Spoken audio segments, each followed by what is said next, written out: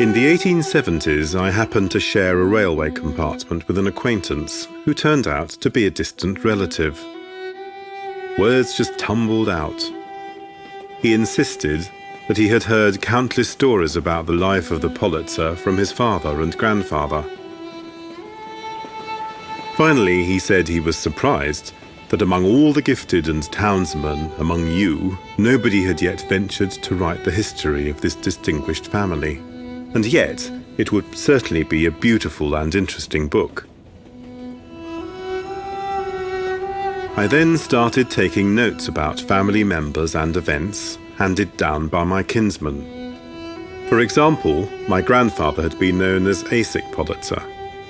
40 years ago, his name was still clearly legible on a badly damaged sandstone gravestone in Kopching.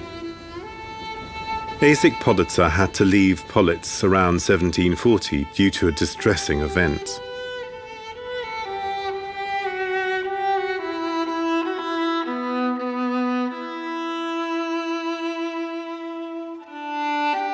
The history of the Politzer family can be traced back to the early 700s. They used to live in northern Moravia, trading in linen. Jews did not fare well under the reign of Charles VI. They were tolerated in small villages only, could not stay in the same place for long. Their travelling wasn't out of pleasure. That's how the family ended up in Politz. Eisik had to leave Politz around 1740, and not of his own accord. It should be mentioned that he played the violin so beautifully that every time a small crowd of audience would gather under his window. A miller living across the street from him would sometimes ask Eisik to play to him.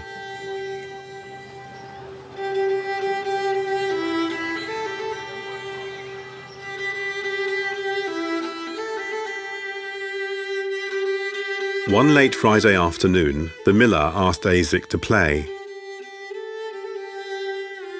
He replied it was Friday before the coming of Sabbath, when it was forbidden to play the violin. The miller insisted, at which Eisik threw him out. In his rage, the miller ran to the priest to complain. The priest reported the case to Prague, where a strict investigation was ordered. In the meantime, the miller had regretted this and reconciled with Eisik. Things seemed to have been smoothed over, but the Prague officials were already on their way to catch the culprit and carry out the sentence. The miller, who had been informed, begged Eisik to flee that same night. So Eisik packed his stuff and his violin and set off in the darkness of night, as the crow flies, without an idea where he was heading. During his wanderings, he played the violin, earning enough to keep him from starving. He eventually reached Nikolsburg, where his mother's relatives lived. One of them took him in, the other made him a business partner, and sometimes took him on business trips, often as far as Hungary. Not far there lived a Croatian tanner whose daughter, by and by, fell in love with the Jewish violinist. Eisik talked the girl into converting to Judaism, after which they were married by the local rabbi, and left the village in secret where they had had it so good.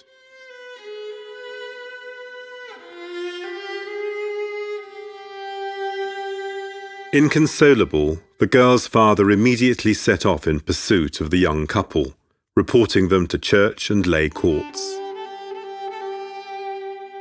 The young couple then came to Hungary without any specific aim. They first went to Pozsony and Zemplén County, but nowhere did they find peace. The father-in-law sought them out, forcing them to keep moving on. In the course of their wanderings, they had one child after another, Wolf, the eldest, then Moritz, then Gerson, and next a girl, Chava. After the birth of the girl, Eisik's wife died, that poor faithful woman.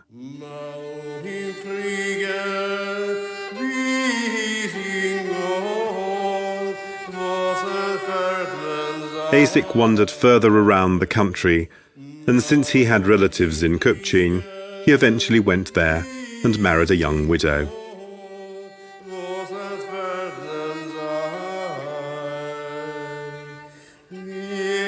Köpchin was one of few Jewish communities that Prince Esterhazy had allowed to settle.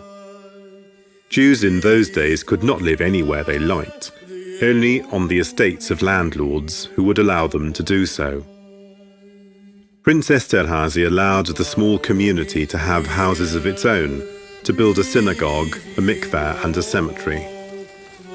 They could also elect a rabbi who would seek solutions to current problems according to ancient laws.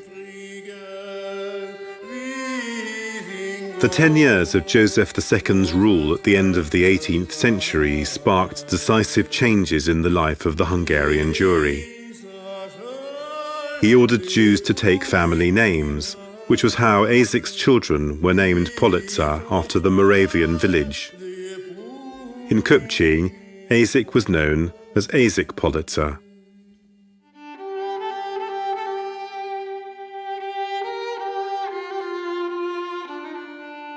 His eldest son, Wolf, left home early to become an apprentice to a Pozsony merchant.